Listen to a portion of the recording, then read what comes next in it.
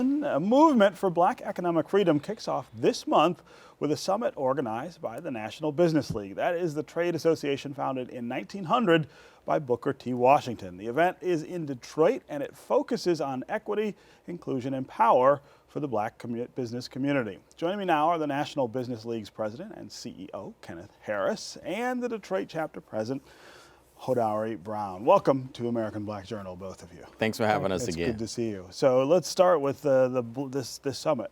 Tell us what's going to happen. Yeah, no question about it. The significance of the National Business League celebrating its 120 years nationally, founded by the iconic Booker T. Washington, has really positioned this organization for this great movement, the economic freedom movement.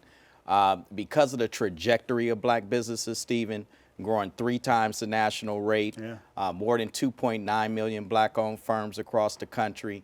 The city of Detroit explicitly intrinsic in Black business. Lots of that, right? Absolutely, more than 49,000, which is ranked number 4 in the country behind New York, Chicago, Los Angeles, and Houston. So Detroit has always been the Mecca. So we wanted to come back to this city where, you know, we can really showcase Black business and, more importantly, new leadership. So as I've taken on the national presidency and operate out of Washington, D.C., we have our new leadership now, Hodari Brown, who's the new president of the National Business League Detroit chapter. So give us a thumbnail sketch of the Black business environment here in Detroit. As Ken said, that's a big part of our economy.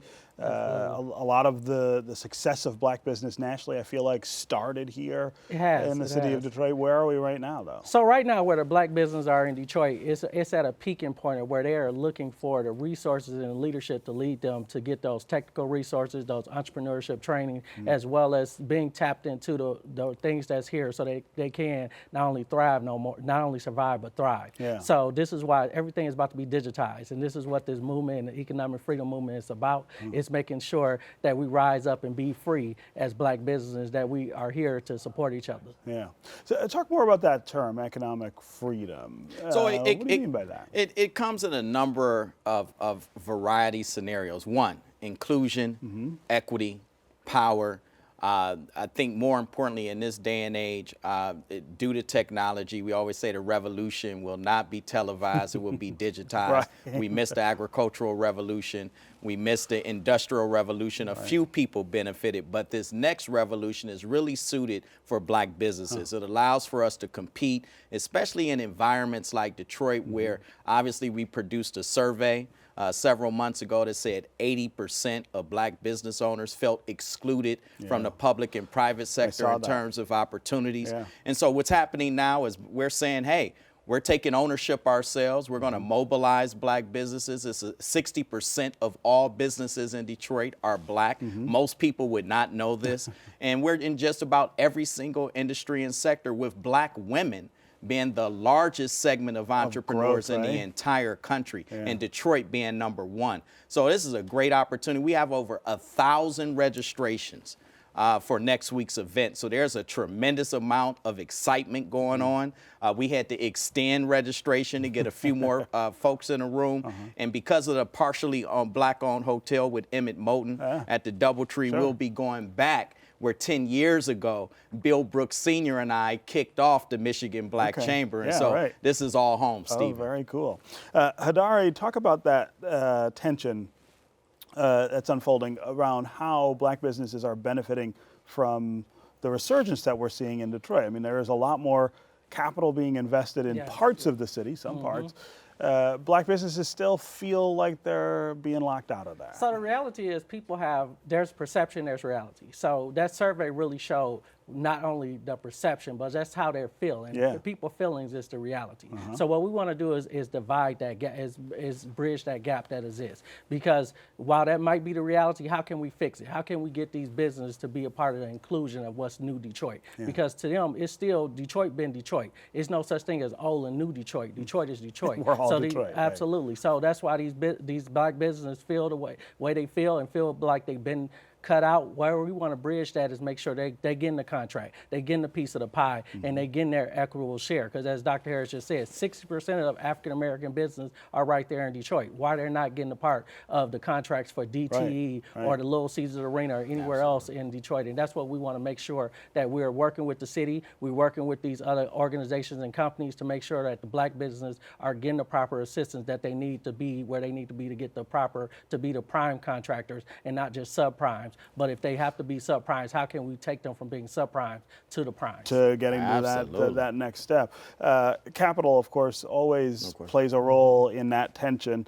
Black businesses don't have the same access to capital that others do. But what are some of the other reasons that you see black businesses not being able to participate as much in Detroit? Well, capacity is always an issue. Yeah. And so we know out of the 49,000 black businesses in Detroit, most of them are between 1 and 5 employees. And I always call it, you know, my PhD is in economics, so I try to do simple math.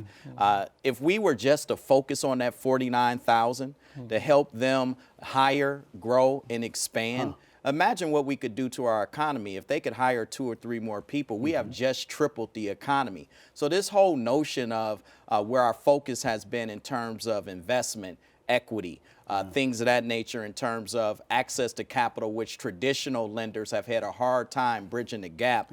Now it's our onus to make sure that we're taking these major institutions, like Hodari said, who obviously are dispersing billions of dollars between downtown and midtown in a 3-mile radius, is to start getting that equity into the neighborhoods so that we can build sustainable, long-term, long strategy economic situations that's going to benefit and not send us back to bankruptcy. That's where we're going today. You do have more black businesses, I feel like, in neighborhoods outside of downtown and midtown, of course, than you do in that 3-mile radius. Oh, no question. Talk about some of the things that we need for those businesses to thrive. They're not going to go down and get a contract necessarily at LCA or some of the other stuff.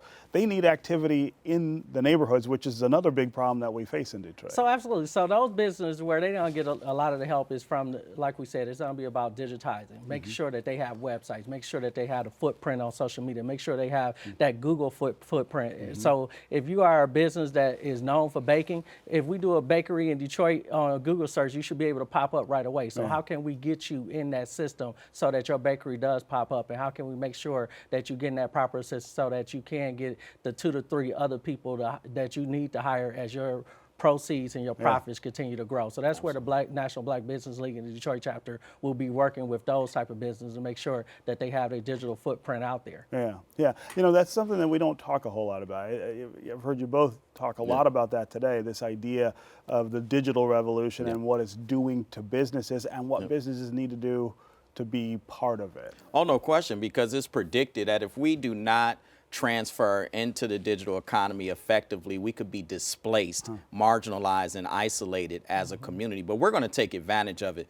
We're not taking the victimization mode anymore. We're going to take ownership. It's time for black businesses to take action and step forward. Some of the largest firms in the world are here that are black owned in the city of Detroit. That's right. This is a place that has always revolutionized entrepreneurship. So we're going to kick it off here, start this movement in Detroit, and we're going to hit every urban metropolis throughout America and internationally, because the National Business League has an international footprint. And so this is a huge opportunity to launch this economic platform. And like I said, the future is ours. We have to take advantage of it, and we have to step forward and not focus on others trying to help us out when history has proven that that's not the case. It's waiting for Godot, right? Yes. All right. Congratulations on the summit, and keep up the good work. Hey, thank you so much for having us. Great to see you. It's a pleasure. Absolutely.